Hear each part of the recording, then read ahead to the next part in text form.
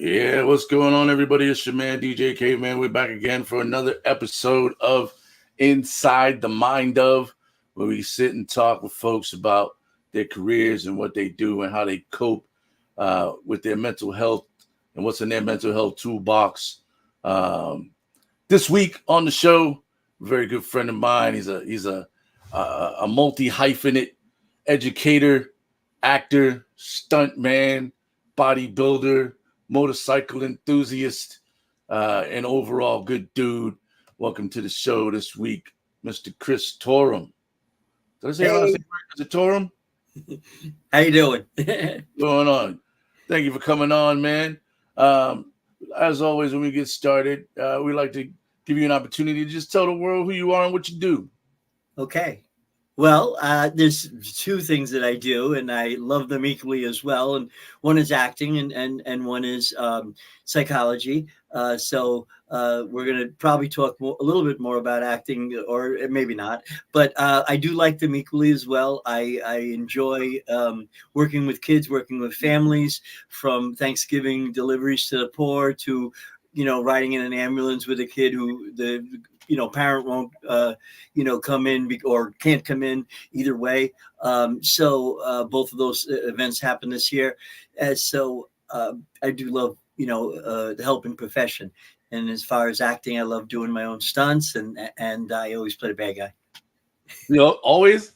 You haven't played the good guy yet? I played. It hasn't come out yet. One cop who cut the chain off of a captured female victim, and that's on Murder Nation. But that episode hasn't aired, and I think that's about it, though. Yeah, swordsman, but I have an evil side. So I mean, we often have dual sides. Very, very true indeed. Chris, now as an educator and is it considered like a school psychologist, or are you more like a youth psychologist? And what are like the major differences between what you do in the schools and what a psychologist would do, like in a regular practice? Like, how different are the jobs? Okay, that's a good question, and a lot of people don't know. And let me just start out by saying that psychiatrists are medical doctors trained to give medication and trained to deal with psychiatric disorders. And so the psychologists and the psychiatrists do many of the same things, but the schooling is very different from a medical doctor to either a doctoral or post grad individual. That's the first thing. And the second thing is the psychologists work a lot more with people, and the psychiatrists are more medical doctors. You do your visit and they do their thing and they do their assessment and they're on to the next thing. A lot of psychologists will do that. So now we're going to talk about psychology. 3 areas: experimental psychology. That's rats and pressing levers and learning about reinforcement. And I taught a pigeon to do a figure 8. That's a true story, by giving him food pellets. And it could have been a her or a they. And so that is a different type of psychology. They do the rat and pigeon research on behavioral sciences. There's a lot of that already. And so that school of psychology, I think, is fading. I'm not sure. And then there's school psychologists and clinical psychologists. So school psychologists are certified and sometimes licensed, but not necessarily. I don't have a license. I have a certification, pre-K through 12. And so that's a child psychologist or whatnot, working always within some school-related venue. And then the clinical psychologist, it could be a school psychologist also, that just does evals and counseling. And a lot of times they'll do treatment and therapy as well outside the school. All right. So what's the real difference between like what you do and versus like a guidance counselor at a school? Okay. So yeah, a guidance counselors used to be, way back in the day, for the most part, academic managers. They managed a schedule. They reminded them of credits. They got them into college, and but now guidance counselors do a lot more counseling. So a guidance counselor is there, and maybe a student is feeling either uncomfortable or something happened, or there's a variety of reasons, and they're usually available as an as needed, basis, and they don't see kids on a regular basis, although I believe some of them do, but mostly it's that as needed intervention, mental health check-in within the school. Now, the school psychologist typically, not me, but typically will do part of the evaluation team if your child needs an IEP, or if your child needs a 504 plan, and the team comes together and develops it as a team. It's not just one person. And so that's really nice, because people look at it from very different points of view, and the parents are involved, and sometimes at the older level, the students are involved. And so they'll do the sign for a eval, do some testing, come back, qualify under the IDEA regulations. All right. So public law 94, 142.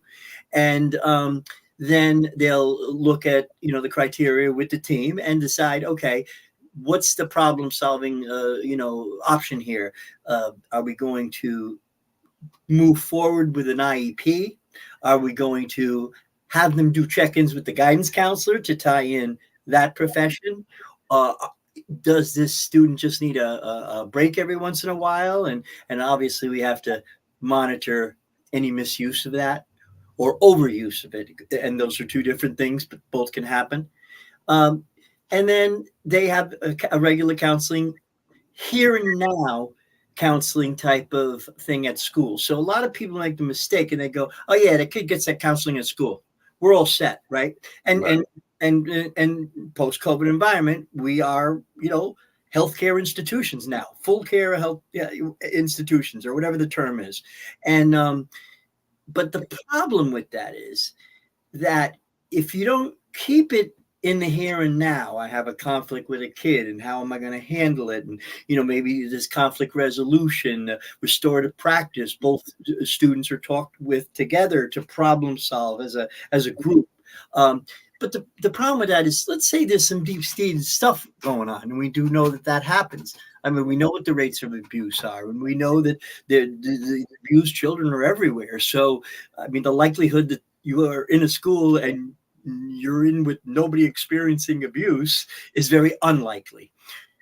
That's probably not something that you want to do in between math and science. And then when it's up, say, okay, go to phys ed and take your clothes off and get changed. That's an old practice, and you don't have to do that. But you see how that could be very upsetting if I just talked about my sexual abuse. Right. And that's a kind of a grandiose example, but at the same token, that's why the counseling within the school is a little bit more focused on here and now, and like behavioral issues and reality-based issues, and you don't want to go too deep into curative factors given the environment that they're responsible for. I took a job this 2 years ago. It's called Project Aware, and it's a SAMHSA grant-funded thing. Basically, there's a lot of variety of areas that we delve into: assessment, the promotion of diversity, the post-vention, suicide prevention, warning signs, teaching, things like that, violence prevention. We know that kids say silly things like, hey, I'm going to shoot up the school. It happens all the time. And sometimes that's a dangerous thing, and we have to attend to it. And sometimes we have to just make sure that we, tell the student, yeah, you can be impulsive, but not like that, because we want to keep everybody safe. And I do a lot of those assessments. So the guidance counselor can do a lot of preliminary. Sometimes they can be taught to give screeners and whatnot, but it's more of a certification thing. You want a school psychologist or a social worker to see a student to make sure of safety, even though I know some skilled guidance counselors that can really do an awesome job in that area. But that's kind of the policy. So I do a lot of that, and then a lot of Project Aware is community outreach. So I'm working with the mental health. They don't call them mental health centers, but that's what they are. And then I'll work with outside counselors, outside psychologists, psychiatrists. I've been in holding with students at Hasbro, because they are suicidal and they're high risk and I can't send them home. And so then I, go in with the student and, speak directly to the attending psychiatrist. And so it's a very, interesting and very demanding mentally, but at the same token, very fulfilling and satisfying job. And it's kind of an offshoot of what the typical school psychologist does. A lot of other things that we will do is community outreach with parents, and going to the home and saying, hey, by the way, can we help? Your child hasn't been in school in a month. Post-COVID truancy is pretty high. And then you get into that credit thing where, they're going to be at the age of a senior, and they need 30-something credits, and they have 2. And what do we do with that? And there are a tremendous amount of programs, especially my system, that really, really do a great job with not trying to lower our criteria, but trying to get students across that stage. I took a job during COVID of students who would not get on their Google Meets, and they were going to not graduate. And I went to the homes and I said, I'll take the job. I said, but I'm not going to just call them, and I'm not going to do a Google Meet or a Zoom meeting or, whatever, something like this on a student that's failing because they won't get on Google Meets and Zoom meetings. So I go out Right. and that was very fulfilling, and we got some, and we didn't get all. And then last year, I remember around this time, we had 13 students that were not going to graduate unless major things happened. And working with the guidance counselors, and they were phenomenal. And I'm not taking credit for this alone. I'm saying that I love our system. We work together. We got 12 of them across the stage on time. So I was very proud of that. This year, for some reason, I haven't had that many referrals in that area, and I'm hoping that's so. So do you work primarily like out of one school, or are you just or do you bounce around from different schools? Currently, I work at the high school and the middle school. Okay. And I love it. And it's a smaller system. That's a wide range of age groups. Yes. So what's the biggest challenge dealing with, like, the 8th grader versus the senior in high school? Like, you know what I mean? Like, their issues are the same in a way, but they're also drastically different. Yeah. So how do you approach that? And at what point are you is it always like just a one-on-one with the student, or is it always like, at what point do you bring in the families? Because I feel like a lot of like what happens in school can kind of not necessarily be curbed, but can be like the stresses can be eased if the family knows what's going on too. Yep. First of all, everything counts. Teachers get frustrated and they say, "Oh my gosh, this kid goes home to a very tough home life and whatever," and they do, and they're right, and then the parents get stressed and they're like overwhelmed, and and certainly there's people in the world that just do the wrong thing, but I don't believe that. I try to assume that the person is overwhelmed, parent, teacher, administrator, police officer, a mental health professional of different types. And if there's a problem, it's something maybe we can help with because they're overwhelmed, and we can maybe get them from here to there. So anyways, the difference. Well, I actually started out as a school psychologist. I started out working with 2.5-year-olds. So that is very different. And then I spent a lot of my time at the elementary. But to answer your question, so you have to, the issues are the same, but they're at a different developmental stage. And you have to also remember what's developmentally appropriate for a middle schooler, 5, 6, 7, and 8 in certain cases. Sometimes they play around with the end grades. And then what's, appropriate for a high schooler, and they can be very different. So I'm working at the middle school, and they're goofy kids, and I get hit with a French fry. So, you know, if I get hit with a French fry at the high school, you would think that they were beyond that. Many are not. Okay, in terms of development and social skills. But so I go up to the table and I go, yeah, somebody is missing some food. And then you get the excuses. No, I was throwing it at you, and well, he threw it at me first. That's what middle schoolers do. They do stupid things. They're exploring themselves. They're finding themselves, to you use the layman's term. And being goofy is what a middle schooler does. They get raging hormones and all of that. So I go, okay, let's just make an agreement. Food stays on the table, okay? And just whatever. Whereas at the high school, I'll need to talk about how disrespectful something like that is, and how you might be goofing around, but you are approaching and looking like an adult now, and young adult, they call them, but we are all like on rewind as far as our developmental maturity in a post-COVID environment. But anyways, so something like that, you would approach it differently. I still always try to problem solve before I do the discipline thing. But you can't just totally get rid of discipline, because you need an orderly environment to operate within.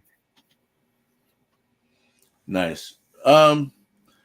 Let's pivot a little bit. We'll probably come back to this, but I want to get a little bit into the acting, and it's a realm and a career where there's a lot of no and negative situations where you think you crushed that audition, and then you find out that you didn't get the role, or you crush the audition, you get the role, and then you end up on the cutting room floor, and you done told everybody that you're going to be in this new movie starring this guy and that guy, and you go watch it and you're nowhere to be found, right? So all the time, as an actor who has a skill set of a therapist and psychologist, like what do you use to kind of deal with the no's and the put downs, and hey, you could be a little bit bigger, or you could have more muscles in the whole, like, yep, or less muscles, muscles, because I haven't gotten jobs. And one, I think the factors is that maybe it's a little bit more than maybe the star, and that doesn't work well, because I'm not a celebrity. So yeah, it's a very interesting thing. Well, so first of all, it's like anything else. We tell ourselves positive or negative messages. And the more positive messages we tell ourselves without lying to ourselves, the better. And the more negative stuff we tell ourselves, and I'm helping a couple of friends with this now, like it's a spiral downward, doesn't help anybody, hurts you, and doesn't get you any closer to your goal anyways. Right. So I remind myself, it all comes out in the end. If you do 100 interviews and get one, that's pretty good. 1%. I remind myself that just because I didn't get this audition doesn't mean I couldn't get it a year from now, 2 years from now. But it is discouraging. Absolutely. When you're landing probably 1% of your auditions, and all actors have felt coming off of COVID and coming off of the SAG strike. Right. Nobody was doing anything. So there's this huge chunk of time where I didn't, get anything. And I was getting frustrated, but I reminded myself of playing the percentages. The variability within the business is normal. I would tell a few close friends, and then they would tell me, you know that there's ups and there's downs, and it comes in clusters, and that's just the way it is. Don't worry about it. And by the way, if you try to force something, you're probably going to be off your game and not doing it as well as you would if you didn't force it. So, Have you ever passed on a role, and then that role went to somebody, I did. and then that specific role was like could have been the biggest role of your career? No, Oh, okay. but I'll tell you about it because I'd like to actually. Yeah. So they wanted me to wear this shirt about patriotism, and I love this country. I love our school system. I think it's awesome, and I love this country. And I think that people that complain about not issues, because that's how we change, but complain about being here and wanting to go somewhere else. And I hate this. I can't stand those people. They're so spoiled. Okay, I shouldn't say I can't stand them. That's not true, because I try to see the good in everybody. But I know they're frustrated, and I get frustrated with that, because it's a wonderful, country, and we do have so many freedoms here that we take for granted. With that said, so I am patriotic. Let me tell you about not taking the role. So I had to. It was a politically oriented thing where I had to berate a transgender and say things that I'm totally against. I am on the diversity committee and the sexual alliance of the high school. I'm a staff member. And even though that's an acting role, there was a political element to it that I just couldn't do. And so I said no. And then they asked me, they said, well, that's fine. I respect your opinions, and that's okay. Would you do a thing, a couple of photo shoots wearing the flag? And I said, let me see what the T-shirt says. So I had no problem with the flag. I think the phrase was, and don't quote me, but the phrase was something like, here's the real flag. And that's a very much anti-gay, anti-rainbow flag overtone. Right. And I wouldn't do it. So, but I don't think it really cost me, but I wouldn't do it. Now, I've played many antagonist roles in the equity movement. So I have no problem. I think that we are doomed to repeat history if we don't address it. And somebody does have to play the bad guy, Listen, I'll play every bad guy out there right now, so I understand. I think I'd be a good bad guy. Yeah. Well, we all have, both qualities. It's just what we do with them. Right. Yep. So back to this the school psychology thing. We're gonna bounce back and forth because I have like ADHD, something like that, when it comes to these types of things. Sure. And I like to try to like keep it as fresh as we can. But so how do you think that what you do in your acting life helps you in your professional psychology life? It fits your podcast because first I have Crohn's disease, and I've been operated on over 40 times, and I was near-death experience, and that's when I got back into acting. I was in ICU, 50-50 shot to live, and I looked up, I saw one of the popular programs, Law and Order, and I said, if I can't get back to lifting, I can do like one of those things maybe. And, I was 70 pounds less, so I'm about 200. I was 130, so I was a real skeleton. And so I didn't know what my future held. And then, so that's what got me back into acting. So acting has always been associated with, I don't want to be melodramatic, but let's go back to experimental research. My pursuit of acting is associated with me saving my life. So it has been a great mental health venue for me. I take very little time out of school. A lot of the big movies I've done during the summer, I say no to some that, would require me to take too much time out. But I absolutely get really, really energized when I do a role, and then I can go in and do an assessment and decide what the recommendation is if the kid goes home on the bus, goes home, but somebody picks that student up, and it's both homicide and suicidal threats, okay, or goes to the hospital. And in like a few cases, nobody could come pick the child up or the student up. And, so I had to go with him, man, because I was not doing that, because I'm going to err on the side of caution.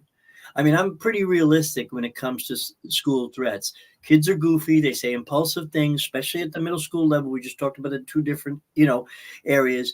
And so, every time somebody says a certain word, I don't jump to a hospitalization. I'm pretty liberal and pretty understanding with that. But when I start to sow common threads and warning signs, and I've been trained by the Secret Service for the threat assessment that was post-Columbine. They analyzed 41 shooters in 37 school shootings, and the Secret Service did an in-service, and it's John Enright who is assigned to Rhode Island. And so I've had some training with that as well. But so that becomes very stressful, because like, what if I'm wrong once? Right. And so I always err on the side of caution. And I don't know, maybe the closest I came is one time a student said something that was impulsive and, not a real deep threat. So my assessment was that for this incident, this student is at medium risk. However, the student maintains a high level of risk given the overall assessment related to the individual's mental health makeup. And I think it was 3 days later there was an attempt.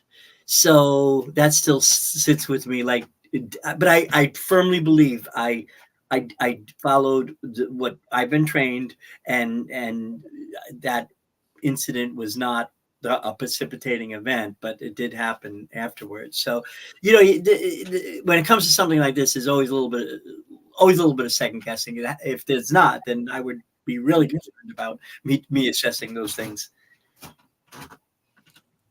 Dope. So acting is a release, a mental health thing for me.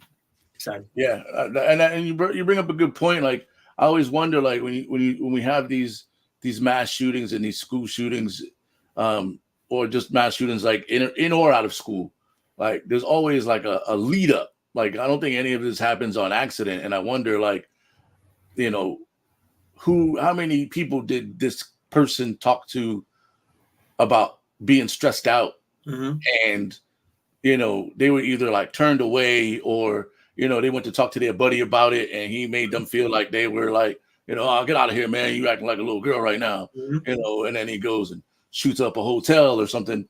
I can tell you what the threat assessment says. But as you don't want to be wrong, right? Right. You're like, because then how does that sit with you it's like you had an opportunity to, Right. And then you see it on the news and you're like, fuck, I could have maybe done something. You know what I mean? Like, is there any kind of like, what is that? What is it? Survivor's remorse, or yeah, good. In the game, it's like a huge risk. So I'll tell you and I believe this is kind of the same today. So there was after Columbine, which we know was before 9/11, just before. So that was a while ago. But there was 41 shooters and 37 school shootings, and the Secret Service assessed it. And what they said was they come from all walks of life. There's no profile. A poor student who's goth, who's failing, because some of the students were good students, and they came from all groups or no group, and they were actually, some were athletic and some weren't, and so that was no common, there was no common threads to the there was no profile, but there were common threads. They all told somebody. Right. They all had a manifesto. Yep. That was one of the common threads. And I'm not exactly sure on this fact. It's just something that I seem to notice. Yeah. It doesn't. Do you think there's a reason why it doesn't really happen in like an inner city school as often? It always seems to be like a suburban school or in a quiet neighborhood. Yeah. So I think that from what I remember, always your rural areas, absolutely. But I think that less people would be less people noticing warning signs, if that makes sense. Okay. Police response time is, lower. In other words, a lot of times, if your neighbor is 8 miles away and the police station is 30 miles away, Right. But what do we know about rural areas? Things like suicide is higher in rural areas, less to do, less support, more time on people's hands to think, and there's some other factors, geographical, and I'm not thinking of, but I don't go to counseling. And I think, by the way, with the counseling element, virtually now has been a thing. So we will be getting, as a profession for mental health professionals, we'll be getting to more rural individuals online.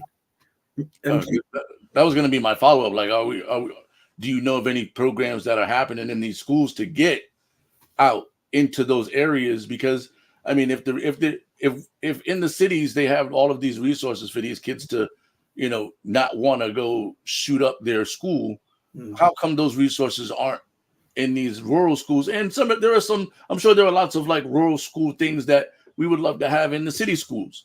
You know what I mean? Like funding. But I mean, so it always baffles me, like the education. We could fall in a deep rabbit hole talking about the education system in this country. Yeah. But we have a lot of challenges.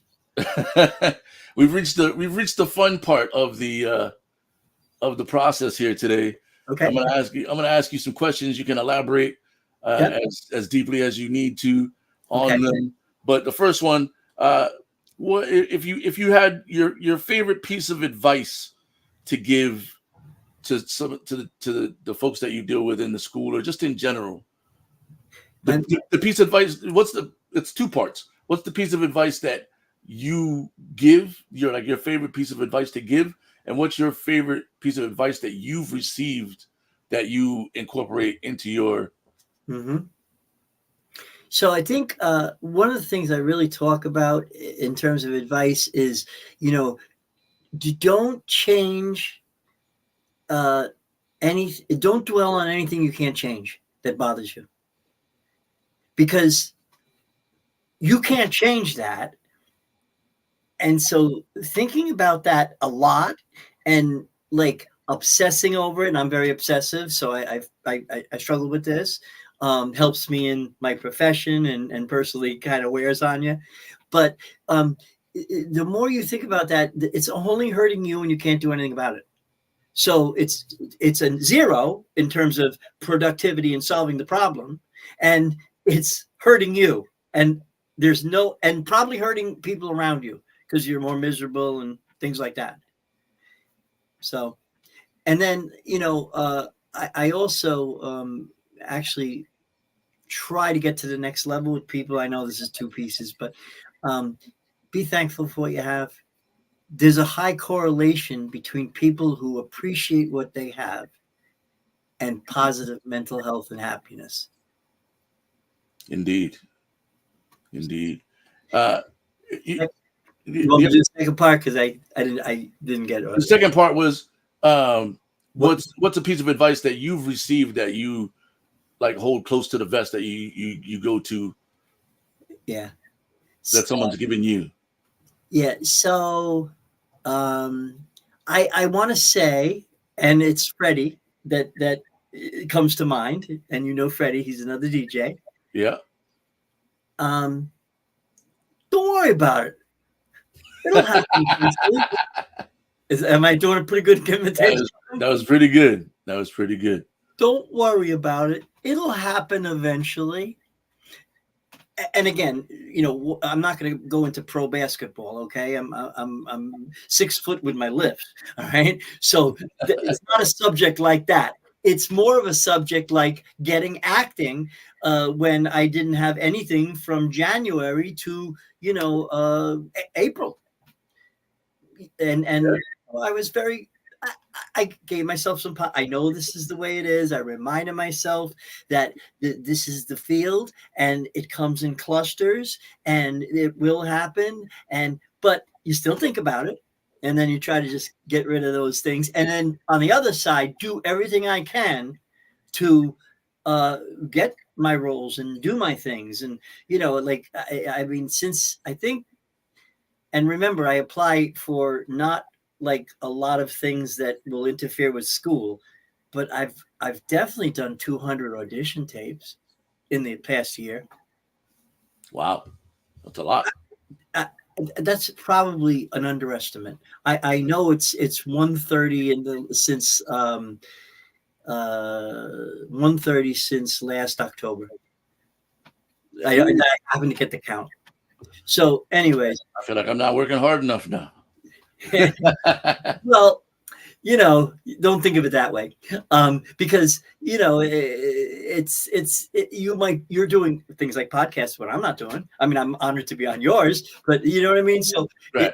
Everybody can go in a different direction to what they are doing and working at, But anyways. Absolutely. So good piece of advice. And I try to remember that. And I go, yeah, why force something, whether it be in a relationship or in an acting thing or at the schools, just like let it happen and follow the course that you are comfortable with. And I am, and it'll happen eventually. Just keep on working at it type of thing, Absolutely. What's a book that you would recommend that everybody should read?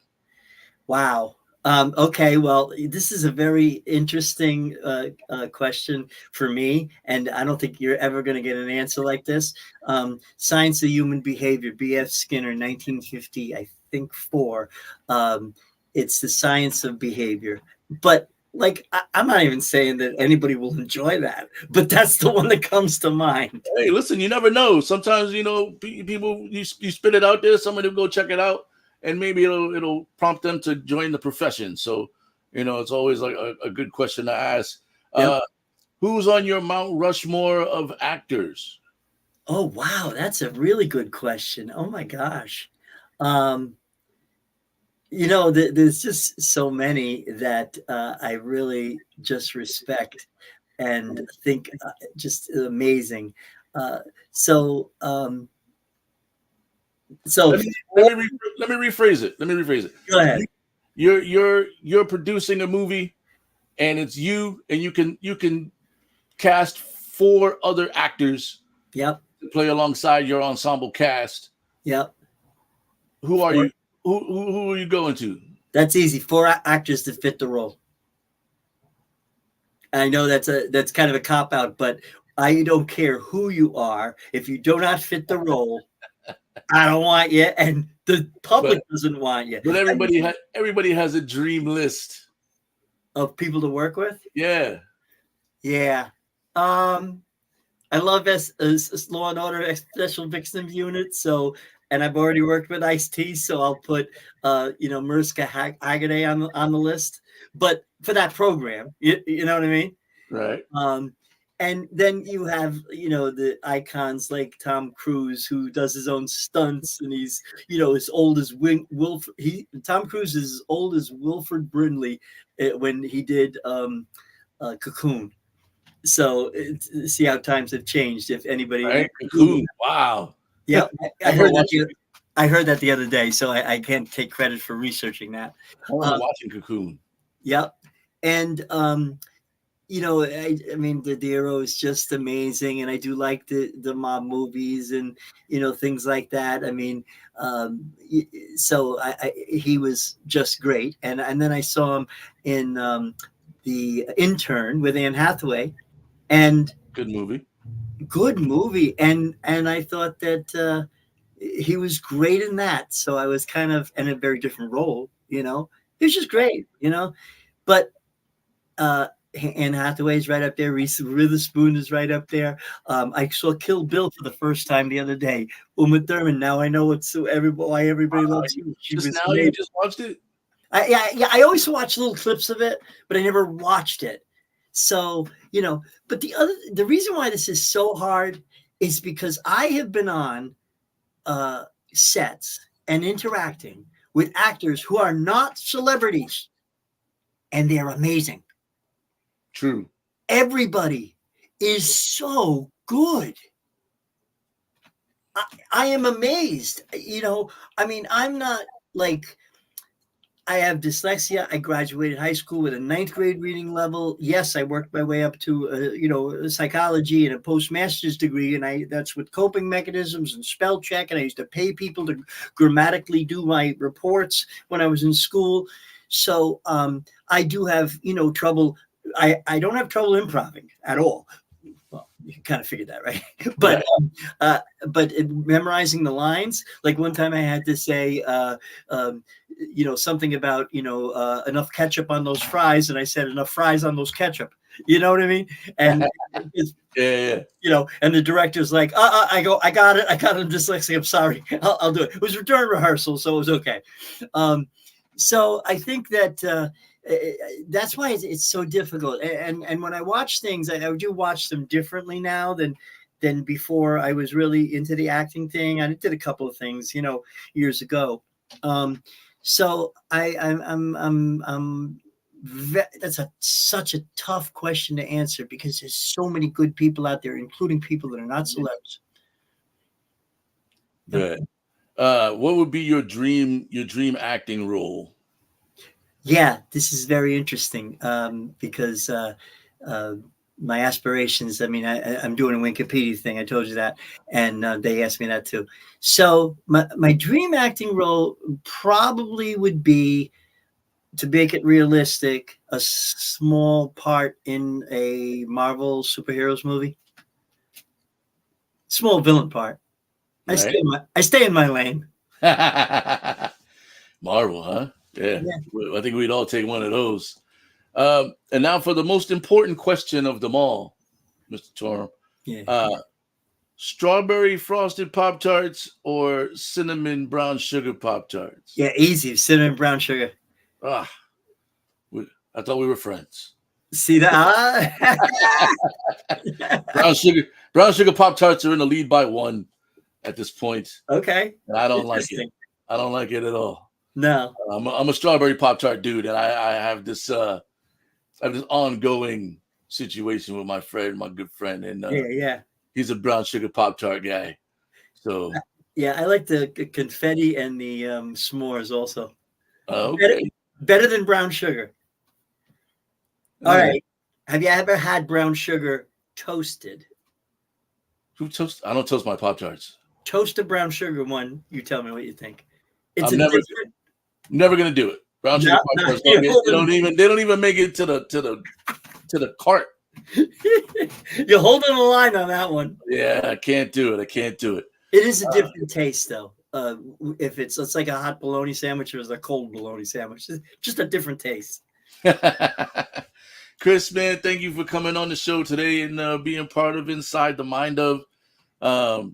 Fantastic interview today. Make sure this is your opportunity to shamelessly plug anything you got going on, where people can find you on the social medias.